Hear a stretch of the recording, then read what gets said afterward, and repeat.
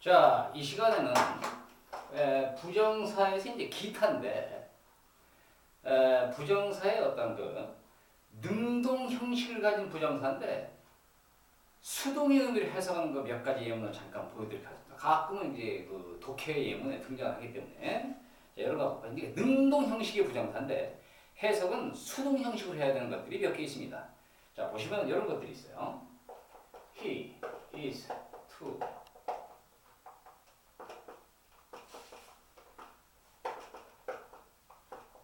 이런 표현 있죠.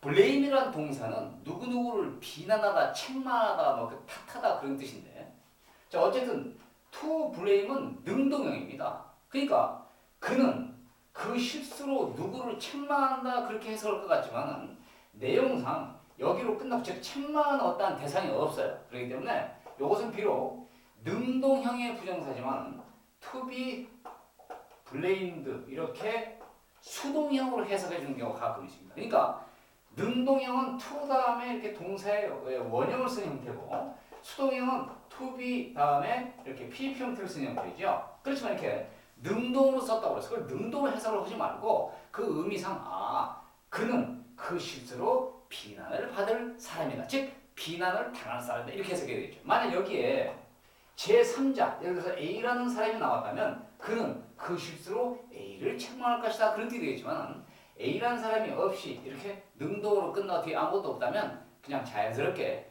수동으로 해석하는 경우도 있습니다. 그래서 그는 그 실수로 비난받을 사람이다. 이렇게 수동의 의미가 되는 거죠.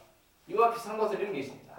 The house is to sell. 자, 이 sell도 능동입니다. 뭐뭇을 팔다. 그런데 내용상 뭐뭇을 파는 목적어가 없죠. 그러면 그 집은 팔릴 집이다. 이렇게. 즉 다시 말해서 이것은 to be sold 이렇게 수동의 의미로 써야 정확하겠죠. The house is to be sold. 그 집은 팔려질 것이다. 그렇지만 이렇게 그냥 능동으로 써가지고 의미상 그 집이 뭘 판다는 건 웃기겠죠. 그래서 그 집은 팔릴 집이다. 이렇게. 그러니까 능동 형식의 부정사를 사용했지만 그 앞뒤 문맥에 따라서 해석은 수동의 형식을 해야 된다는 것들이 몇 개 있습니다. 그래서 이런 것들이 예문에 나오면 너무나 수동 능동에 치우치지 말고 앞뒤 문맥에 대충 맞춰서 수동으로 해석하면 되겠다라고 보시면 되겠죠. 자, 제 책의 164페이지에서 이제 부정사의 부정입니다. 이거 지우도록 하죠. 자, 우리가 부정사를 부정하는 경우가 있겠죠. 자, 부정사도 하나의 품사처럼 해석을 해서 품사처럼 이제 취급을 해서 부정하는 경우가 있는데 요 예문을 보시겠습니다. He told me 한 다음에 여기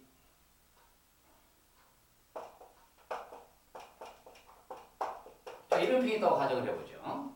자, told는 tell이라는 동사의 과거이겠죠. tell 다음에 사람을 목적으로 이렇게 취하고 다음에 이렇게 to 부정사를 쓰면 됩니다. 누구누구에게 뭐뭐하라고 말하다 그런 표현인데 그는 told 말했습니다. 누구에게? 나에게. to tell에 거짓말하지 말라고. 좀 이상하죠? 그래서 이 문장은 어떤 문장인 거니? 여기에다가 not 같은 것을 갖다 이렇게 집어넣으면 그는 나에게 말했습니다.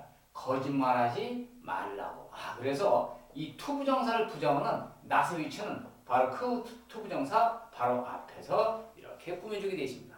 뭐뭐 하지 말라고, 거짓말하지 말라고 나에게 말했다. 그래서 우리가 부정사를 갖다가 부정을 할 때는 그 not이나 뭐 never 같은 것도 좋겠죠. never 같은 것도 이렇게 부정사 바로 앞에 써가지고 결코 거짓말하지 말라고 나에게 말했다. 그렇게 되어 있습니다. 그래서 이렇게 부정사를 부정하는 not의 위치는 바로 그 부정사 앞에 갖다 놓으면 됩니다. 참고로 혹시 never 따위를 여기다가 한번 집어넣으면 어떻게 해석이 될까요? 그는 결코 나에게 말하지 않았다. 이렇게 되겠죠. 이때 never는 동사를 꾸미게 되겠죠. 그런데 이런 never나 not이 부정사를 꾸미려면 바로 그 부정사 앞으로 넣어서 사용해 주면 됩니다. 물론 여기 있는 not과 never는 문장 동사를 꾸미는 부사는 아닙니다. 부정사만을 부정하는 부사 not이나 never의 위치는 바로 부정사 앞에 넣어두시면 됩니다. 부정사의 부정은 부정사를 부정하는 not이나 never는 바로 부정사 그 앞에 바로 쓴다 라는 것을 알아두시기 바랍니다. 자, 그 다음에 저희가 학교 다닐 때는 잘 안 배웠습니다만 현대 영어에서는 사용을 합니다. 분리부정사라는 게 있어요. 자, 이 분리부정사는 뭐냐?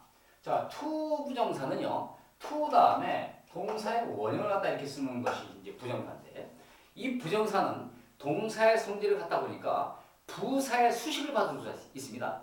그러면 부정사를 꾸미는 부사는 어디다 넣을까? 대개 또 역시 앞에 놓는 경우가 많겠죠. 그래서 여기에다가 이렇게 부사를 갖다 이렇게 갖다 놔서 꾸미고자 이렇게 하고 했는데 이 앞에 동사라는 것이 또 문장이 있다 그런 얘기예요. 그렇다면은 제3자가 해석을 할 때 여기 있는 부사가 꼭 동사를 꾸미는 부사로 생각을 해야 될 텐데 앞에 동사 따위나 형용사가 있단 말이에요. 그러면 부사는 형용사, 동사도 꾸밀 수가 있죠. 그러다 보니까 제3자가 즉 읽는 사람이 이 부사가 앞에 있는 동사 꾸미는 걸로 이렇게 오류를 범할 수가 있습니다. 그럴 때는 작가나 글을 쓰는 작가, 즉 이건 글을 쓰는 표현을 쓰는 건데 글 쓰는 작가가 이 부정사를 꾸미는 부사를 쓰고 싶은데 앞이나 뒤에다 쓰면은 그것을 읽는 제3자가 자칫하면은 그 부사를 다른 걸로 연결시킬 수가 있다라는 것을 연결시킬 수가 있기 때문에 그러한 것을 막아주기 위해서 요 사이에다가 to와 동사의 원형 사이에다가 부사를 떡하니 넣는 형식인데 그것을 우리는 문법적으로 분리부정사다라고 이야기합니다. 예문을 하나 보여드릴까요? 자, he failed. 그다음에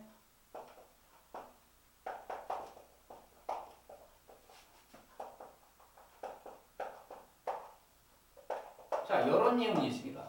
자, 보세요. 여기 to 부정사 이게 to입니다. 그 다음에 동사의 원형은 여기 있죠.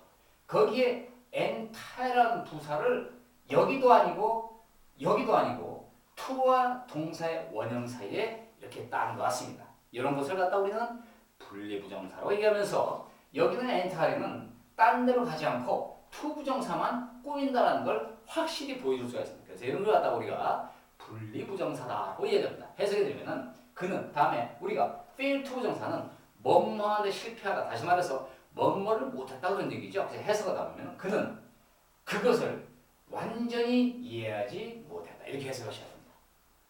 만약에 여기 엔타리가 여기로 가면은 완전히 실패했다가 되어버리겠죠 해석이.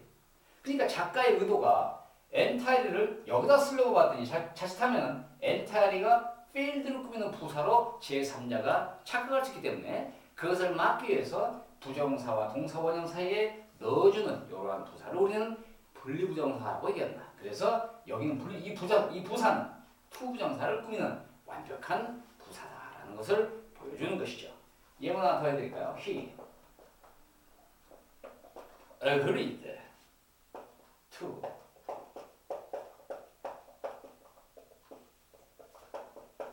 자, 이런 예문이 있습니다. 자, agree to 부정사 뭐뭐 하는 데에 동의하다 그런 뜻이죠. 그는 동의했습니다. 그 문제에 토론할 것을 즉 그 문제를 놓고 뭔가 토론을 할 것을 토론하는데 뭔가 동의했다는 뜻입니다. 그러면 여기서 작가가 부사를 갖다가 calm이라는 부사를 한번 써볼까요? 이렇게 쓰면은 자 여기 있는 calm이는 to와 동사 원형 사이에 넣기 때문에 분리부정사죠. 그러면서 이 calm은 완벽하게 부정사만을 수식합니다. 따라서 그는 동의했습니다. 그 문제를 조용히 토론할 것을 이렇게 되겠죠. 만약에 여기다가 calmly를 갖다 써둔다라고 하면 조용히 동의했다가 되겠죠. 그러니까 이 calmly가 작가의 의도는 to discuss만을 수식하고 싶다. 즉 앞이나 뒤에다 써주면 제3자가 착각할 수 있다라는 생각을 하게 든다면 이 to 부정사를 부정하는 부사는 바로 to와 동사 원형 사이에 떡하니 집어넣게 됩니다. 그것을 갖다 우리는 분리부정사라고 그래가지고 이렇게 집어넣으면 그는 그 문제에 조용히 토의할 것을 동의했다가 되겠죠. 만약에 calmly를 여기다 썼다. 이 to 부정사 앞에 쓰면은 그는 그 문제에 토의할 것을 조용히 동의했다가 되겠죠. 해석은 별 차이가 없는 것 같지만 정확하게 따진다면 차이가 있습니다. 그래서 이렇게 to 부정사와 동사 원형을 부정하는 부사를 to와 동사 원형 사이에 넣어줘서 그 부정사를 완벽히 꾸민다라는 것을 보여주는 이 부정사를 우리는 분리부정사라고 얘기합니다. 현대 영어에서는 수능이나 모의고사에도 가끔은 등장하기 때문에 이러한 분리부정사에 대해서 큰 의구심을 갖지 마시고 그 부정사를 부정하는 부사다라고만 인식하셔서 해석을 맞게 하시기 바랍니다. 자, 요거 지우도록 하고요. 그 다음에 부정사에서 대부정사라는 게 있습니다. 자, 대부정사는 뭐냐? 이런 것이 대부정사예요. 제 책에 165쪽에 위에 나와 있는데 예문을 보시면 You may go if you want to go. 자, 이렇게 썼습니다. 해석은 별거 없죠? You may go. 이때 may는 허락이나 허가입니다. You may go. 너는 가도 좋다. 당신은 가도 좋습니다. If you want to go. 만약에 당신이 가기를 원하신다면 want to go. 근데 짧은 문장에 go가 몇 번 나왔어요? 2번 나왔죠? 영어에서는 이렇게 같은 어구, 즉 같은 단어가 반복되는 걸 굉장히 싫어하죠. 그래서 여기 보니까 내용상 go가 또 나와야 됩니다. 그래서 이럴 때는 앞에 나온 동사나 이런 거의 반복을 피하기 위해서 뒤에 to 대신에 이 go를 갖다가 없애고 to만 딱 써주게 됩니다. 그럼 이 to는 부정사를 대신하니까, 즉 어떤 부정사? to go를 대신하는 부정사라고 그래서 대부정사다라고 이렇게 얘기하는 것입니다.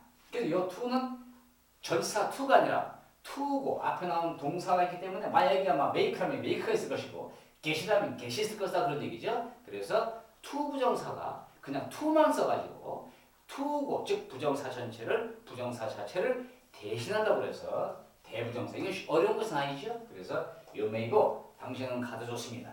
If you want to go. 가기를 원하신다면 이렇게 같은 단어의 반복을 피하기 위해서 to만 써서 부정사를 대신한다고 해서 대부정사라고 이야기합니다. 대부정사입니다. 그래서 이런 걸 갖다 우리는 대부정사라고 하죠. 자, 그 다음에 이런 표현도 가끔 등장하는데 알아두시면 편리한 표현 하나 보여드리죠. 자, 이거 지우도록 하겠습니다. 자, 사람을 주어로만 써가지고요. 사람 주어. 그 다음에 know라는 동사를 쓰고 to 부정사. 이렇게 쓰는 표현이 있죠. 이것도 해석이 얼핏 봐서 잘 깝깝합니다. 자, 이것은 해석이 어떻게 되는 거니? 뭐뭐 할 만큼 어리석지 않다. 이런 뜻입니다. 알아두면 편리하겠죠? 다시 말해서 뭐뭐보다 더 많이 알고 있다 그런 뜻입니다. 그래서 뭐뭐 할 만큼 어리석지 않다라는 표현을 해두게 되겠죠. 예문을 하나 보여드리면 You know better than 다음에 to tell a lie 이렇게 써서 너는 거짓말할 만큼 그렇게 어리석지 않다 이렇게 해석이 되겠죠. 그래서 know better than to 부정사 알아두시면 편리한 표현들이 되겠습니다. 자, 그 다음에 제 책에 보시면 거기 부정사가 감탄을 이끄는 경우다 그랬는데요. 드물지만은 등장을 합니다. 이거 한번 볼까요? To think that my brother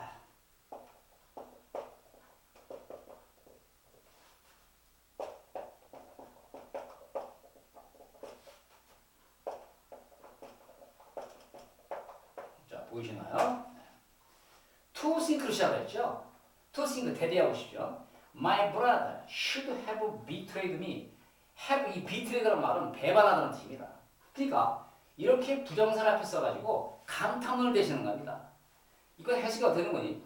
다시 말해서 나를 배신할 사람이 내 동생이었다는 것을 누가 생각이나 했겠는가 그렇게 해석합니다. To think that 그러니까 대티아를 누가 생각했겠는가? 감히 대티아를 내가 생각했을까 그런 뜻입니다.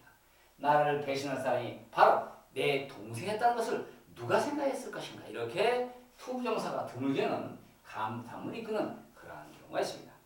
자, 그리고 이제 책에 보시면은 자동사와 투부정사가 마지막으로 보이죠? 잠깐 보시면은 get 투부정사나 no 투부정사는 뭐뭐하게 되다 이런 뜻이고요. 그 다음에 chance 투부정사, happen 투부정사, 우연히 뭐뭐하게 되다. 그다음에 마지막으로 grow 투부정사, 서서히 뭐뭐하게 되다. 이런 것들도 자동사와 즉 다시 말해서 거기 보시다시피 자동사 목적어를 취하는 자동사가 투부정사를 달아가지고 마치 부사처럼 쓰여서 이런 해석을 주는 표현들이 있습니다. 자, 이렇게 해서 우리가 투부정사의 설명이 완전히 끝났습니다. 자, 부정사는 투 다음에 동사 원형성을 대개 우리가 부정사라고 그러죠. 다른 말로 투부정사 그러는데 우리가 부정사는 대개 투부정사입니다. 그래서 우리가 부정사를 지금까지 공부했어요. 명사대용법, 형용사대용법, 부사형용법. 그리고 부정사는 왜 나왔는가? 다 기억나시죠? 그래서 우리가 여기까지 이전 시간에 의미상의 주어 또 완료시제 단수시제도 배웠고 오늘 배우신 부정사의 분리부정사라든가 부정사를 부정하는 not이나 never의 위치라든가 그죠? 이런 것들 그 다음에 능동 형식으로서 수동문이라는 부정사를 보셨으면 이제 부정사는 문법적으로 더 이상 설명이 없습니다. 그 다음에 이제 마지막으로 원형 부정사가 남았습니다. 우리가 동사 원형 들어보셨죠? 그 동사 원형이 다른 말로 말하면 원형 부정사입니다. 그런데 학교나 선생님들이 원형 부정사를 잘 안 하죠. 자, 동사 원형으로 그냥 말씀해 버리죠. 그러나 우리가 말하는 조동사 대 동사 원형, 명령문 대 동사 원형 이렇게 동사 원형 동사는 늘 얘기하시죠. 선생님들이나 학교에서. 근데 정확한 명칭은 그것이 바로 원형 부정사입니다. 그래서 이제 원형 부정사는 말 잘 사용을 안 하는데 어쨌든 우리가 그냥 동사 원형을 알고 계시죠. 저도 물론 동사 원형을 합니다. 그래서 마지막으로 이제 원형 부정사 즉 동사 원형만 어렵지 않습니다. 동사 원형만 공부하시면 여러분들은 부정사를 다 공부하시면 됩니다. 자, 제가 저번에도 말씀드렸다시피 이 문법 강의를 시작한 것이 참 가볍게 시작을 했어요. 가장 그냥 핵심적인 사항만 말씀드리기 시작했던 것이 점차 그 학생들의 어떤 요구에 따라서 책을 좀 해드리다 보니까 좀 길고 번잡해졌습니다. 그래서 한편으로는 좀 부담도 됐지만 이와이는 좀 더 정확하게 가르쳐드리고자 조금 더 자세하게 이렇게 하다 보니까 문법 설명이 굉장히 좀 길어졌고 이 동영상을 보시는 분들이 혹시나 좀 지루하실 것 같은데 최소한 우리가 이것도 보기 시작했다면 영문법을 깨달으시려면 최소한 한 40개 이상에서 50개 사이의 동영상이 만들어질 것 같습니다. 그래서 저도 한번 해보겠습니다만 어쨌든 이렇게 좋은 기회에 문법을 갖다가 마스터할 수 있는 그런 시간을 만들기 위해서 저도 노력을 할 것이고 조금은 설명이 좀 길어지면서 하더라도 여러분들이 양해하시기 바랍니다. 영문법은 대충해서는 잘 안 됩니다. 정확하게 이해를 하시고 원리와 개념을 파악하시는 것만이 영문법의 그 완성의 지름길이기 때문에 조금 이 허선생 숙영법이 책 진도를 맞추다 보니까 조금은 깊게 자세하게 또 번거롭더라도 꼭 참으시고 마지막까지 한번 열심히 봐주신다면 아마 분명히 여러분들의 문법 실력이 한 단계 분명히 업그레이드 될 것을 믿습니다. 제 강의를 통해서 여러분들의 문법 실력을 완벽히 마스터하시기 바랍니다. 자, 다음 시간에는 이제 부정사의 마지막 원형 부정사, 즉 동사의 원형에 대해서 함께 공부하도록 하겠습니다. 이 시간도 수고 많으셨습니다. 다음 시간에 연결해 드리도록 하겠습니다.